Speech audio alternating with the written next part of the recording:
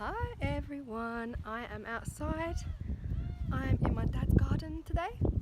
Look at this place, this sky. Everything is so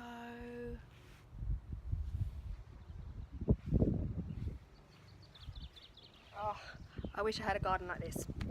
So the reason we're outside is because my dad has got an outdoor shed which I'm about to go and look through and scavenge anything I can to make something with. I'm not sure what, but I was just like, can I go and have a look and see what I can take? So I just want something, I don't know, something wooden, maybe something I can paint, something I can change the use of. I don't know, we shall see.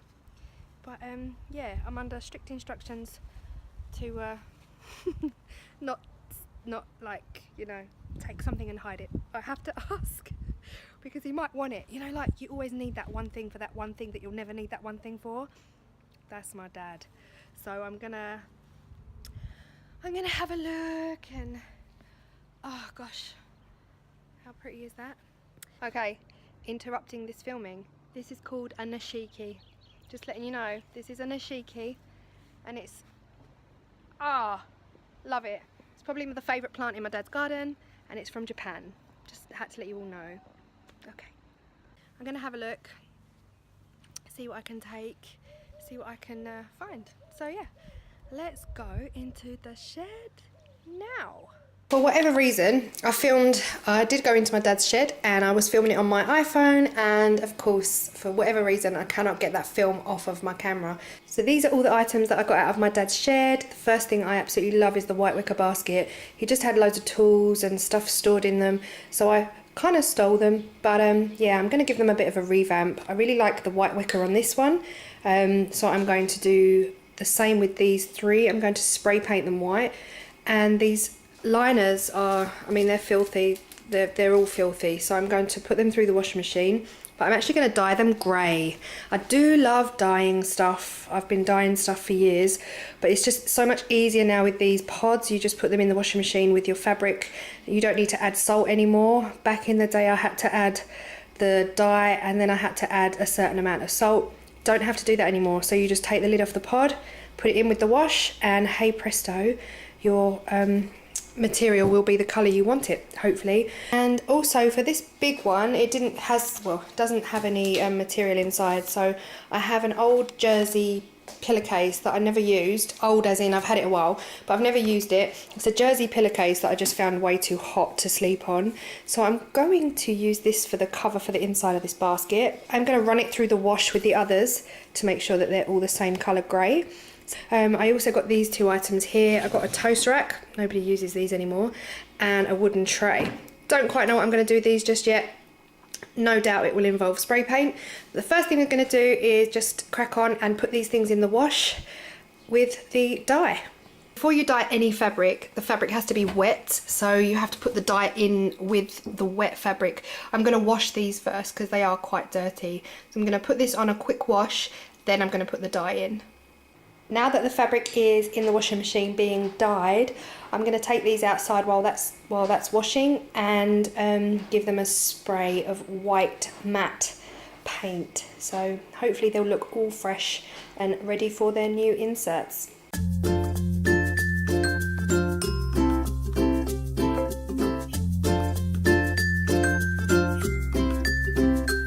Right, that's them sprayed. I'm going to let them dry and then they'll be ready to put the grey fabric back inside. Toast rack I've decided to turn into a letter rack. Nobody really uses a toast rack anymore, so I'm going to go ahead and spray this white also. That will match the decor in my hallway, and then yeah, when we get the mail we'll be able to slot them into those spaces. So the one thing I realised about this toast rack, and it's pretty, but this bottom bit here, it's too narrow to hold the letters. So I went to put a letter inside and basically, as soon as you have to really be careful when you put it in, otherwise it's just gonna fall off the side because the bottom is just not big enough for those letters. So I'm going to broaden the bottom using these wooden sticks. I got these out of a selfie booth prop pack that I never used. I never stick the sticks on. So I'm going to reinforce this a little bit by putting them slightly higher up. And if you can see that, if I put them here, then it will have a wider base across for the letters to sit on. So it's just a 2-second job, but it will work, and I will cut these to size by putting them in, measuring. Sorry, I know you can hear the washing machine, but the stuff is still drying. I'm going to mark it with a pen, and then I'm going to just cut it with any tool you have, or use your wire cutters or anything you know you have to hand to mark the space where you need to cut. So I'm going to go ahead and cut it there. That should be the exact size that I want to be able to stick it straight in here like this. And I have got my hot glue ready.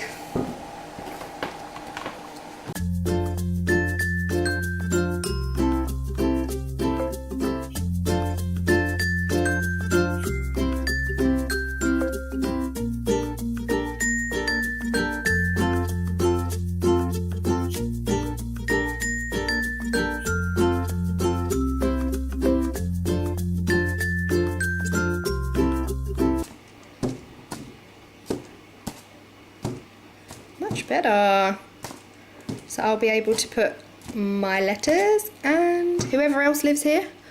Feels like there's 10 people, but yeah, that's working a lot better. But yeah, nifty little idea. Let's go and spray it.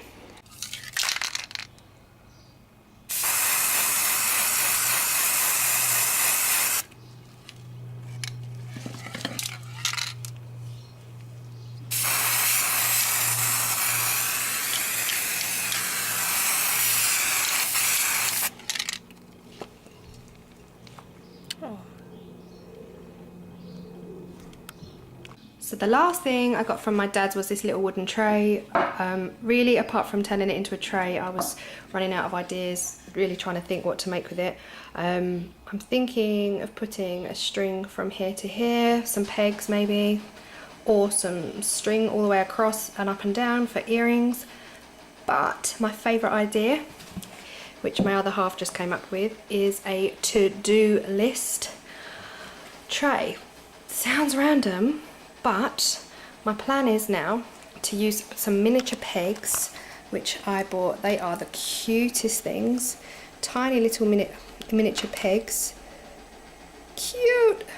I'm going to glue them up here, and that's going to hold the paper, which is going to be my to-do list, because I am forever forgetting stuff when I do my shopping, things like that. So I am going to paint this first. Don't really, you know, it's cheap wood, so it's not like it's a quality piece. I'm going to spray paint it, thinking I'll probably spray paint it grey. So I'm going to run upstairs now and grab that. So to spray the tray, I just went upstairs to look for a grey. This is the only one I have. It's winter grey. It's chalky finish, chalk paint. So I'll probably do a top coat on top of this now. But hopefully it will come out this colour. I'm going to spray that there. And then I've just used my die cutting machine. If any of you want to know what a die cutting machine is, you know, there's hundreds of videos on YouTube. But by all means, I will do a video on it if you want me to.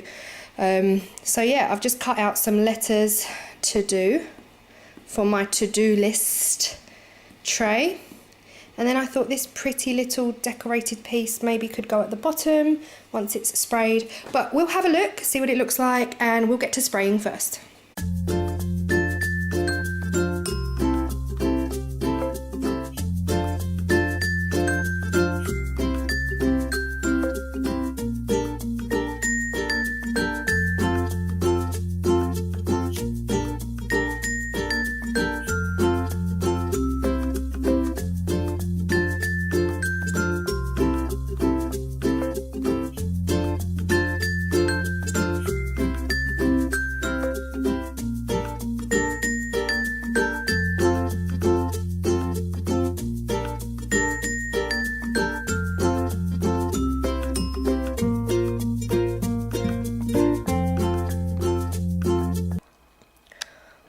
absolutely loving this grey. It's like a shabby chic type grey. Looks like I've only just stained the wood slightly, but it's lovely. Okay, so this is dried. It's dried a bit blotchy, but I'm okay with it if you're okay with it. I am going to stick my little bits inside, just using my Mod Podge and my foam brush. So I'll just do that now.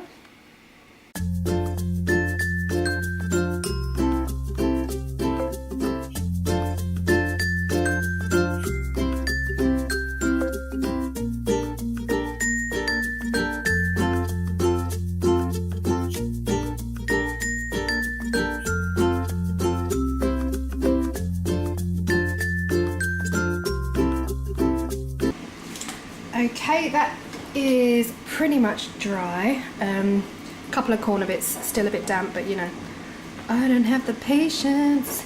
Okay, I'm gonna glue a peg. I think I'm only just gonna glue one. I think it'd be too hard to use it as for two.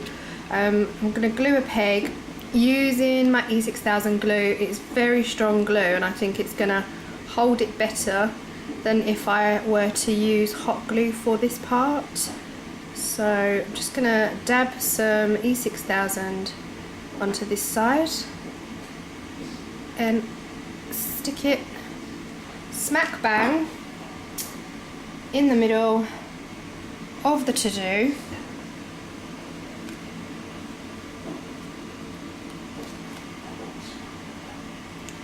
And hopefully that will dry nicely. That's a good idea Tim had. It's a rarity. Just kidding.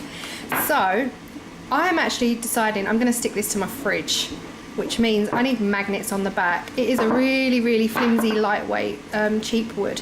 So I'm actually going to get two fridge magnets that I don't use anymore, and I am going to stick them to the back and hope for the best. So I'm going to hot glue these on as well. In fact, no, I'm not. I'm going to E6000 these on, because again, like I said, it's a really super strong glue. So I'm going to put one at the top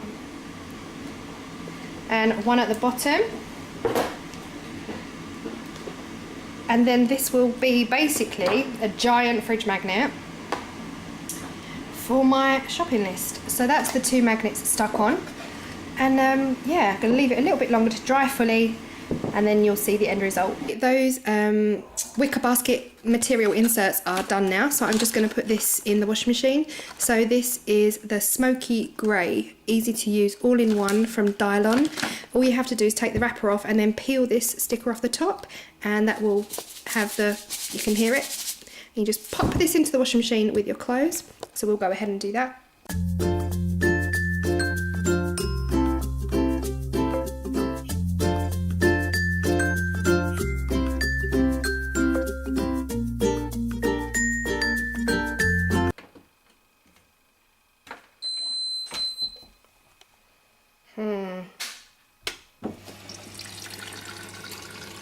Do your job. There it goes. Oh, the wash has finished. I'm excited. Let's have a look. Oh, oh, okay. So the pillow, oh gosh, the pillow. Oh, how did that happen? Right, okay, so this is fine. We have two different shades of grey. So two of them have come out the grey that I was expecting, nice and light, and the other two, I do not know what happened there. Like, did I put black in there? But, you know, hey, it'll look cool.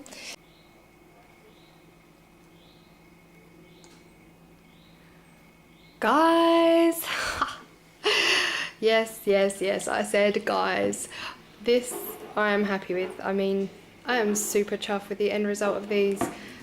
Just completely and utterly given them a fresh lease of life. The grey covers inside, they came out different, but they're different fabrics, I guess. They take differently, but loving. I actually really love this dark, the way this pillowcase came out, super dark grey, and it goes so nicely.